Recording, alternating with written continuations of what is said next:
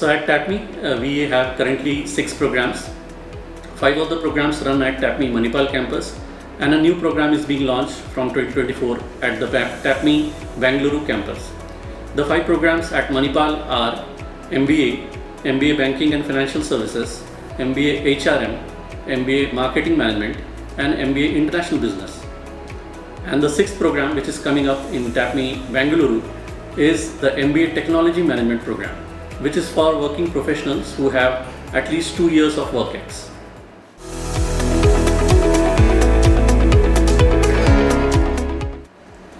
See, we have 5 programs currently, and the 6th program is coming up. And the MBA program has been there for more than 40 years now, and subsequently in recent years the banking program, the HRM, marketing and international business programs have come up. One thing which differentiates TAPMI from many other B schools is that we give equal importance to all our programs, which means that we very diligently look at the course outlines and the offerings that we are making to each program. Each student who joins TAPMI is given rigorous training so that they are able to do very well in their internships as well as in their placements. And we can very proudly say that all the companies that visit TAPMI for their placements look at the competencies across programs, and they find that students of each program are equally competent. So while choosing a particular program, it is completely up to the candidate or the student to select whatever suits their best and what their aspirations might be for their career. At TAPMI, I want to make it very clear that all the programs are given equal importance, and the placements are also almost at the equal level.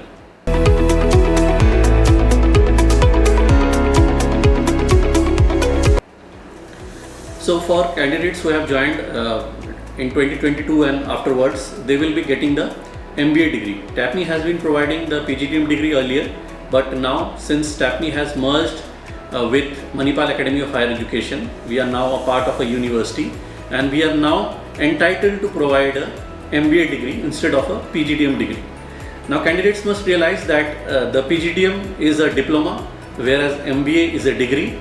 From our perspective, the rigor of the program remains the same.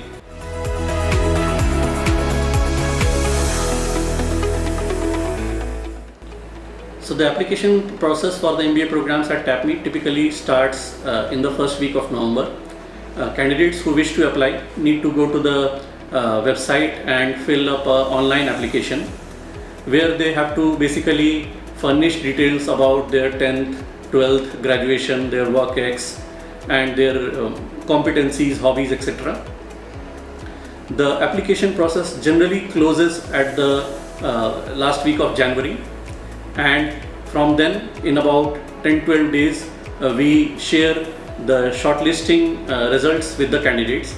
Of course, we get a lot of applications and we are not able to accommodate all the candidates for the second stage, which is the group discussion and personal interview stage. So by 10th or 12th of February, the candidates can expect the results of whether they have been shortlisted. From there on, in another week, we start the GDPI rounds, which continues up to the end of March. And after that, in another 10 days, we declare the final merit list.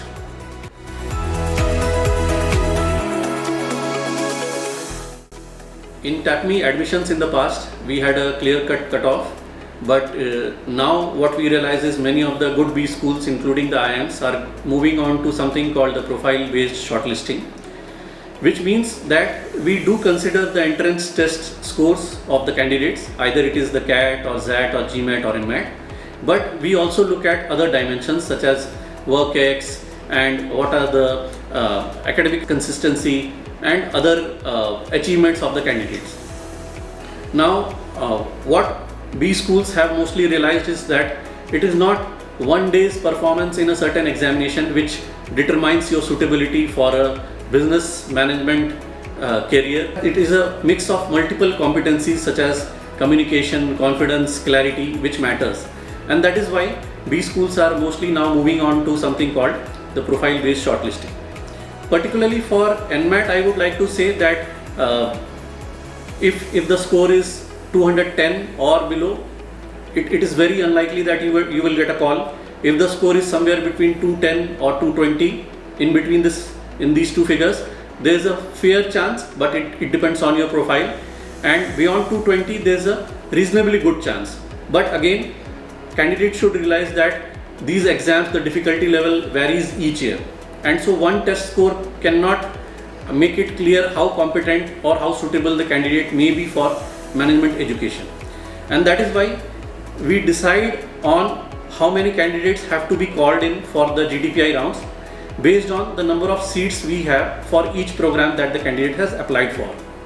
For example, if there are 50 seats or 60 seats in a program, we might be interested in calling 600 or 700 candidates for that particular program.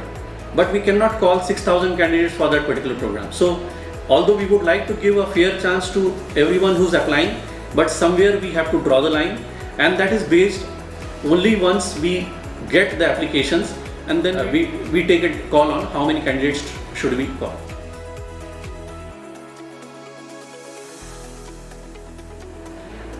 For NMAT candidates, we keep getting inquiries about whether it will be the first test score which would be considered.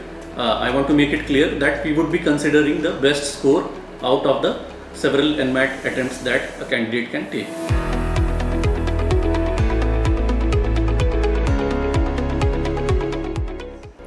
So TAPMI allows candidates to apply for a maximum of 4 programs, and if a candidate has applied for 2 or more programs, they have to appear for the GDPI only on the single day.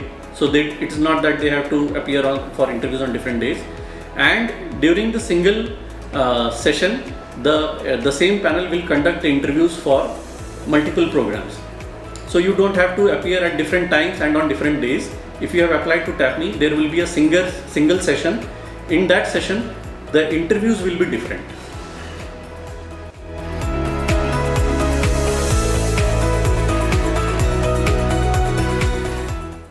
Only for the admissions to the MBA Technology Management program, we will have 2 rounds of interviews, which means that it is possible that the candidate might have to appear on 2 different days for the 2 interviews.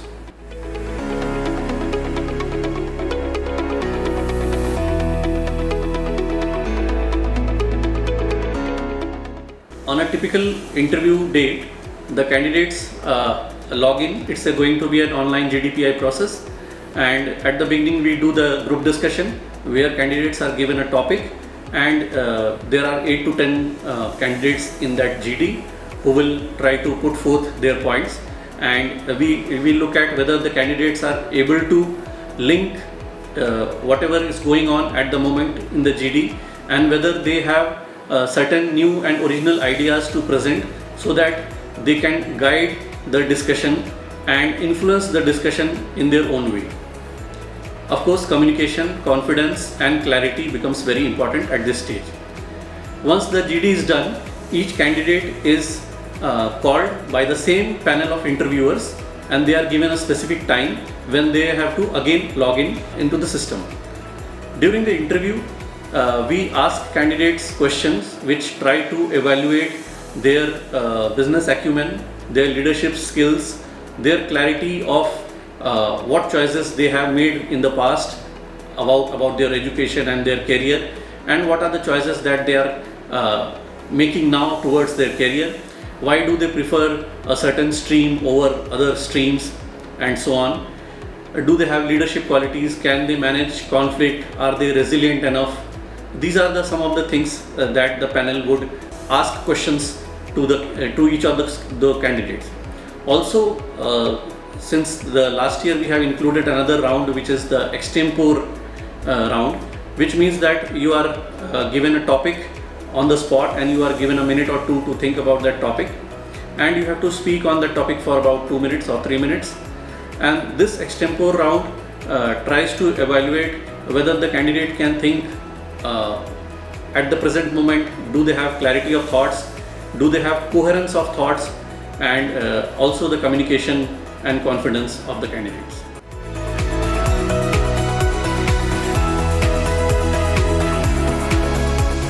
So the GD interview and the extempore these three form the part of the second stage of evaluation of candidates, and it is becoming more and more clear for business schools while they are doing the admissions that you have to evaluate a candidate on their way of thinking, on their presence of mind, on their business acumen, rather than looking at one test score.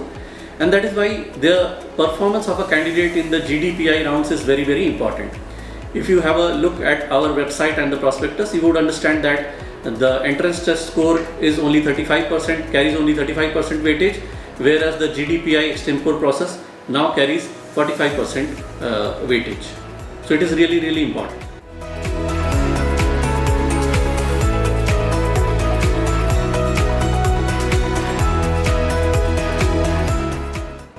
So for candidates who are selected finally for the TAPMI admissions, many of the banks are happy to provide loans at reasonable rates because TAPMI is one of their preferred B schools.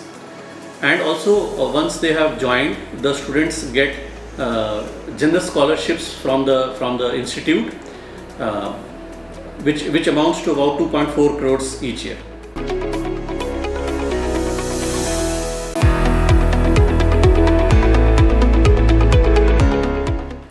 So if you are interested in admissions to the TAPMI programs, I request you to visit the TAPMI website www.tapmi.edu.in, and in case you are shortlisted and you are also going through the GDPI process, we would be very happy to connect you to our existing students and to the alumni of TAPMI. Finally, I welcome you to apply for the TAPMI MBA programs.